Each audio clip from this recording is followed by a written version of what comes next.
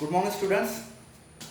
कालच्या व्हिडिओमध्ये बघा आपण समासाची व्याख्या, समासाचा उपयोग, त्याची आवश्यकता ह्या गोष्टी बघितल्यात. तर बघा, समास म्हणजे काय बघितलं आपण. समास म्हणजे दोन शब्द एकत्र जोडून नवीन शब्द तयार करण्याच्या पद्धतीलाच आपण समास म्हणतो. याचा उपयोग काय, तर नवनवीन शब्द आपल्या भाषेमध्ये आणण्यासाठी, तयार करण्यासाठी याचा उपयोग होतो, किंवा वेळ वाचवण्यासाठी देखील. कसं आहे, एखादं वाक्य मला पुरण टाकून तयार केलेली पोळी असं जर म्हणायचं असेल तर याला वेळ जास्त लागतो. लिहायचं असेल तर पेन शाई जास्त लागते, जागा जास्त लागते. म्हणून डायरेक्ट पहिला शब्द पुरण आणि शेवटचा शब्द पोळी हे जोडून पुरणपोळी तयार झालं. म्हणजे एवढं मोठं शब्द आपण एका छोट्या शब्दामध्ये बांधलं आणि नवीन शब्द, एक नवीन कन्सेप्ट या ठिकाणी आपल्याला मिळालं. तसंच आहे की नाही, यामध्ये आपण त्याचे 4 प्रकार अभ्यासले थोडक्यात, आहे की नाही. पहिला प्रकार पाहिला अव्ययभाव समास, दुसरा तत्पुरुष समास, तिसरा द्वंद्व समास आणि चौथा बहुव्रीही समास. बरोबर आहे. हे 4 प्रकार कशावरून पडले. समासिक शब्दामध्ये 2 शब्द असतात. एक पहिला शब्द त्याला पूर्वपद म्हणतो, दुसरा शब्द त्याला उत्तरपद म्हणतो. जसं की आता या ठिकाणी हे पहिलं पद, हे दुसरं पद, याला पूर्वपद म्हणायचं, याला उत्तरपद म्हणायचं, याला पूर्वपद म्हणायचं, याला उत्तरपद म्हणायचं. कुठल्याही समासिक शब्दामध्ये 2 शब्द असतात. 2 शब्द एकत्र जोडून तयार झालेला समासिक शब्द असतो. मग 2 शब्दावरून कोणता शब्द जास्त महत्वाचा आहे यावरून त्याचे 4 प्रकार पाहिले. अव्ययभाव समास, याच्यामध्ये पहिला शब्द जास्त महत्वाचा असतो. पहिला शब्द जास्त महत्वाचा असतो म्हणून त्याला अव्ययभाव समास म्हणतात. ज्या समासिक प्रकारामध्ये दुसरा शब्द जास्त महत्वाचा असतो त्याला तत्पुरुष समास म्हणतात. आता तत्पुरुष म्हणजे दुसरे पद महत्वाचे, हे रान महत्वाचं आहे, करी महत्वाचं आहे. त्या ठिकाणी या ठिकाणी रती बघू आपण एका सगळं समजावून सांगतो तुम्हाला. दुसरा शब्द या ठिकाणी जास्त महत्वाचा असते तत्पुरुष समासामध्ये. दुसरे शब्द जास्त महत्वाचा असणारा समास प्रकार कोणता म्हणलं तर तत्पुरुष समास.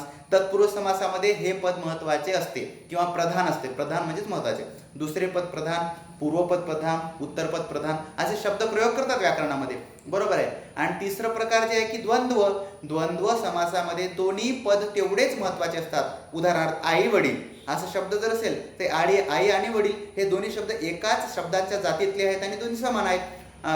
त्याच्यानंतर बंधू भगिनी हे दोन्ही शब्द एकाच जातीचे आहे, समान आहे. 5-50 हे एकाच जातीचे हे आहे. तर अशा प्रकारचे शब्द आहेत त्याला द्वंद्व म्हणतो आपण. आणि ज्या समास प्रकारामध्ये दोन्ही शब्द महत्वाचे नसून त्याच्या नवीनच शब्दांचा बोध होतो त्याला म्हटलं आपण बहुव्रीही समास. जसं की आपण म्हणलं नीळकंठ, निळे आहे कंठ ज्याचे तो म्हणजे महादेव, दशानंद हा आहे तोंड ज्याचे तो रावण वगैरे. ठीक आहे. आता आपण बघू 2 प्रकार जे आहेत अव्ययभाव समास आणि तत्पुरुष समास. याला जरा व्यवस्थित अभ्यासू आपण. हे लिहून घ्यायची गरज नाही. लिहून घेण्यासाठी तुम्हाला बोर्डवर नाही तर मी वहीवर छानपैकी लिहून तुम्हाला पीडीएफच्या रूपात ते पाठवून देतो. व्याकरणाचा भाग ते तुम्ही लिहून घ्यावे. मात्र इथं फक्त आपण शिकण्यापुरतं लिहिलं आहे. आता अव्ययभाव समासामध्ये पहिले पद महत्वाचे असते. अव्ययभाव समास हा नेहमी क्रियाविशेषणासारखा वापर केला जातो. क्रियाविशेषण तुम्हाला माहित आहे, शब्दांच्या जाती 8 आहेत. नाम, सर्वनाम, विशेषण, क्रियापद, क्रियाविशेषण. क्रियाविशेषण म्हणजेच काय, क्रियापदाविषयी जास्त माहिती सांगणाऱ्या शब्दाला आपण, विशेष माहिती सांगणाऱ्या शब्दाला क्रियाविशेषण म्हणतो. बरोबर आहे. मग हे पहिले पद हे नेहमी क्रियाविशेषणासारखा असते. जसं की आ जन्म म्हणजे जन्मभर आपण म्हणू त्याला. बरोबर आहे. जन्मभर. आ मरण म्हणजे मरेपर्यंत. आकंठ म्हणजे मरेपर्यंत, कंठ छेद होईपर्यंत. सतत म्हणजे सतत सारखा, त्याला खंड नाही, जसा अखंड म्हणता येईल. आणखी एक शब्द लिहिता येईल आपल्याला अखंड, आहे की नाही. तसे त्याच्यानंतर दररोज म्हणजे दररोज, हर घडी, हर एक, क्षणेक, प्रत्येक अशा प्रकारचे शब्द जर काय असेल ना तर ते अव्ययभावाचे उदाहरण असतात. जसं की आजन्म, आमरण, आखंड, सतत, अखंड, हर, दररोज, हर घडी, हर एक, क्षणेक, प्रत्येक हे कोणते समासाचे प्रकार आहेत, अव्ययभाव समासाचे. आणखीन द्विरुक्ती झालेले शब्द सुद्धा अव्ययभाव समासाचे असतात. द्विरुक्ती म्हणजेच काय, एकच शब्द डबल घेऊन द्विरुक्त म्हणतो त्याला आपण. जसं की गावोगावी, इथं पण गाव आहे, इथं पण गाव आहे, पण हे दोन्ही शब्द थोडासा बदल करून लिहिले आहेत. गावोगावी याला द्विरुक्त म्हणतो आपण, द्विरुक्त शब्द. गल्लोगल्ली, प्रत्येक गल्लीत. पावलोपावली, घडोघडी, क्षणोक्षणी याच्यामध्ये द्विरुक्त झालाय की नाही, एकच शब्द डबल आलाय. बघा, द्विरुक्ती आपण मागच्या इयत्ता 8 मध्ये द्विरुक्ती शब्द आपण अभ्यासला होता. कसं? द्विरुक्ती म्हणजे एकच शब्द डबल डबल येऊन. त्या द्विरुक्ती शब्दाचे आपण दोन प्रकार अभ्यासले होते, एक पूर्णाभ्यस्त आणि एक अंशाभ्यस्त. बरोबर आहे. अभ्यस्त शब्द हा जेव्हा कन्सेप्ट बघितला मागच्या येते तेव्हा आपण दोन प्रकार पाहिले होते द्विरुक्ती शब्दाचे, एक पूर्णाभ्यस्त आणि अंशाभ्यस्त. पूर्णाभ्यस्त म्हणजे पहिला शब्द जशाच तसाच रिपीट झाला असेल तर पूर्णाभ्यस्त म्हणतो, आणि अंशाभ्यस्त म्हणजे पहिल्या शब्दामध्ये थोडंसं बदल करून दुसरा आलं असेल तर अंशाभ्यस्त. हे एखाद्या वेळेस व्यवस्थित पाहूच आपण शाळा सुरू झाली तर. मात्र या ठिकाणी हे द्विरुक्ती शब्द. अशा प्रकारच्या उदाहरणाला आपण नाही का अव्ययभाव समासाचे उदाहरण म्हणतो. आजन्म आमरण अखंड सतत अखंड दररोज हर घडी हर एक एक एक क्षण एक प्रत्येक अशा प्रकारचे शब्द, सातत्य दाखवणारे शब्द, किंवा मग गावोगावी गल्लोगल्ली म्हणजे प्रत्येक ठिकाण दाखवणारं हर एक प्रत्येक या अर्थाने जर काय शब्द आले असेल तर ते अव्ययभावाचे उदाहरण असतात. अव्ययभाव समास हा क्रियाविशेषणासारखा वापर केला जातो. आता बघू आपण महत्वाचा प्रकार जे परीक्षेच्या दृष्टिकोनातून, पेपरच्या दृष्टिकोनातून अतिशय महत्वाचा आहे, अशा प्रकाराचं नाव आहे तत्पुरुष समास. हे व्यवस्थित समजून घ्यावे लागते. व्याकरण जर व्यवस्थित आपल्याला पाहिजे असेल ना तर तत्पुरुष समास आपल्याला यायला पाहिजे, कळायला पाहिजे. त्याचे सगळे उदाहरण आपण अभ्यासू. तत्पुरुष समास याच्यामध्ये दुसरे पद महत्वाचे असते, ठीक आहे, म्हणजे उत्तर पद महत्वाचे असते. तत्पुरुष समासातला पहिला प्रकार आहे विभक्ती तत्पुरुष. आपण सगळ्या विभक्त्या शिकलो आहेत. किती विभक्त्या आहेत मराठीमध्ये? 8 विभक्त्या आहेत. कोणत्या कोणत्या? प्रथमा, द्वितीया, तृतीया, चतुर्थी, पंचमी, षष्ठी, सप्तमी आणि संबोधन. बरोबर, अशा 8 विभक्त्या. त्या सगळ्या विभक्त्यांचे प्रत्यय बघितले आपण, त्या विभक्त्यांचं सामान्य रूप बघितलं. आणखीन एखाद दिवस वेळ काढून विभक्तीवर तुम्हाला सुंदरसा एक व्हिडिओ पाठवतो, त्याने तुम्हाला विभक्ती आणखीन क्लिअर होईल. विभक्ती एक वचनामध्ये प्रत्यय वेगळे असतात, अनेक वचनामध्ये वेगळे असतात, त्याचा कारक आणखीन वेगळाच असतो. म्हणजे या ठिकाणी विभक्ती तत्पुरुष म्हणजे ज्या शब्दात विभक्ती टाकून किंवा विभक्ती काढून सामासिक शब्द बनवलेला असेल अशा शब्दाला विभक्ती तत्पुरुष म्हणतो. कसं? दोन शब्द जोडताना मधामधली जी विभक्ती आहे, विभक्ती प्रत्यय आहे, ती प्रत्यय काढून ते दोन शब्द एकत्र जोडण्याची जी पद्धत असते त्याला विभक्ती तत्पुरुष म्हणतात. उदाहरणार्थ गायरान, गायीचे रान, बरोबर आहे, किंवा गायीसाठी रान. याच्यातलं चे काढून टाकलं. चे काय? ही विभक्ती. कोणती विभक्ती आहे? षष्ठी विभक्ती आहे. आणि गायीचे काढून नाही का गायरान केलेलं आहे. तोंडाने पाठ, तोंडाने पाठ याच्यातलं ने काढून टाकलं. ने ही कोणती विभक्ती आहे? नेशी निशी ही विभक्ती तृतीय आहे. बरोबर. मग ही विभक्ती काढली आणि तोंडपाठ हा नवीन शब्द तयार केला. घर कोंबडा, घरातील कोंबडा, बरोबर आहे, घरातील कोंबडा किंवा घरचा कोंबडा म्हणतात ते. घरातील कोंबडा. तील हे कोणती विभक्ती आहे? तय्या तय्या कोणती विभक्ती? सप्तमी विभक्ती. ती विभक्ती का कट केली आणि शब्द तयार झाला घर कोंबडा. अशा प्रकारचे विभक्तीयुक्त प्रत्यय कट करून जेव्हा दोन शब्द जोडून समास तयार होतो अशा समासाला विभक्ती तत्पुरुष म्हणतात. कळलं? विभक्ती काढून जेव्हा दोन शब्द जोडतात अशा समासाला विभक्ती तत्पुरुष म्हणतात. आता उपपद तत्पुरुष पाहू. उपपदाला दुसरं नाव आहे क्रियापद पण म्हणतो आपण. बरोबर आहे. क्रियापदाला 3-4 नाव आहेत. क्रियापदाला नाही का धातू म्हणतात, क्रियापदाला उपपद म्हणतात, क्रियापदाला क्रियावाचक शब्द म्हणतात, आहे की नाही. क्रियापदाला कृदंत पण म्हणतात. कृदंत असे मराठी विविध नाव आहे. संस्कृतमध्ये कृदंत म्हणतात. आपण उपपद तत्पुरुष पाहतो. म्हणजेच काय? दोन शब्द असतात समासामध्ये, ज्याच्यामध्ये पहिला शब्द महत्वाचा त्याला अव्ययभाव म्हणतो, दुसरा शब्द महत्वाचा त्याला तत्पुरुष म्हणतो. आता या ठिकाणी दुसरा शब्द महत्वाचा राहणार आहे.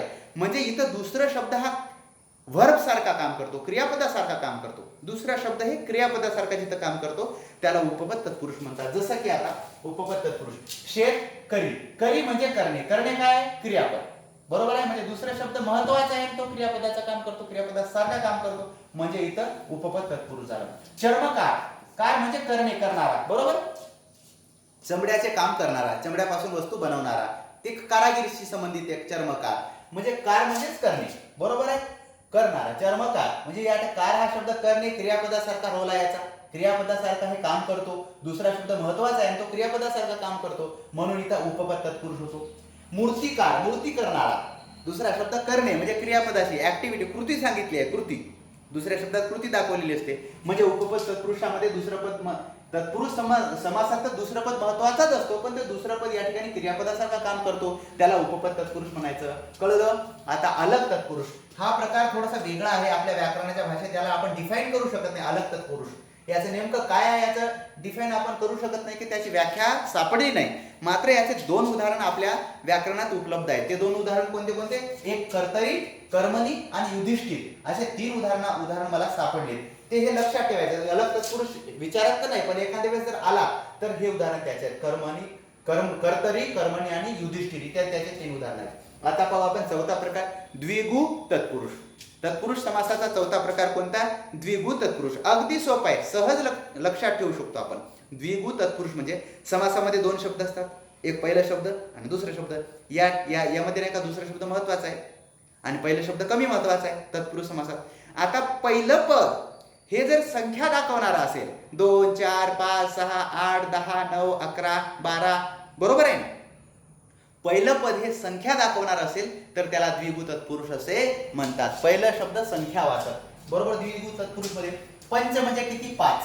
म्हणजे या 2 शब्दापैकी पंच, आरती या 2 शब्दापैकी पहिला शब्द काय दाखवते? संख्या दाखवते, म्हणजे हे द्विगु. त्रिनेत्र, नेत्र म्हणजे डोळे, त्रि म्हणजे 3. 3 डोळे कोणाचे? महादेवाचे. त्रि म्हणजे 3. हे 3 संख्यावाचक शब्द आहेत. 2 शब्दापैकी पहिला शब्द संख्या दाखवणार आहे, त्यामुळे इथे द्विगु तत्पुरुष. या ठिकाणी दशानन, दश म्हणजे काय? 10. हे या ठिकाणी संख्या दाखवतो पहिला शब्द, बरोबर आहे. आनंद म्हणजे तोंड, 10 तोंड कोणाचे? रावणाचे, त्यावरून पहिला शब्द संख्या दाखवतो, म्हणजे हे द्विगु तत्पुरुष. नवमी आपण नवमी म्हणजेच काय? आपला मराठी महिना आहे की नाही?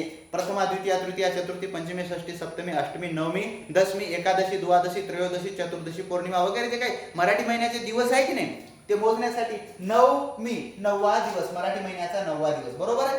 या ठिकाणी 9 म्हणजे आकडा दाखवते, म्हणजे संख्या दाखवते, संख्यावाचक आहे. असे अनेक उदाहरण देता येईल. नवमी, अष्टमी वगैरे. त्याच्यानंतर आणखीन काय देता येईल आपल्याला? द्विगृही, 2 गृह. त्याच्यानंतर 61 वगैरे. असे पहिलं शब्द जे काही संख्यावाचक असते अशाला द्विगु तत्पुरुष म्हणायचं. हे तुम्हाला कळलंच आहे. आता आणखीन 5वा प्रकार पाहू तत्पुरुष समासाचं. तत्पुरुष समासाचा 5वा प्रकार आहे नत्र तत्पुरुष. कोणतं तत्पुरुष?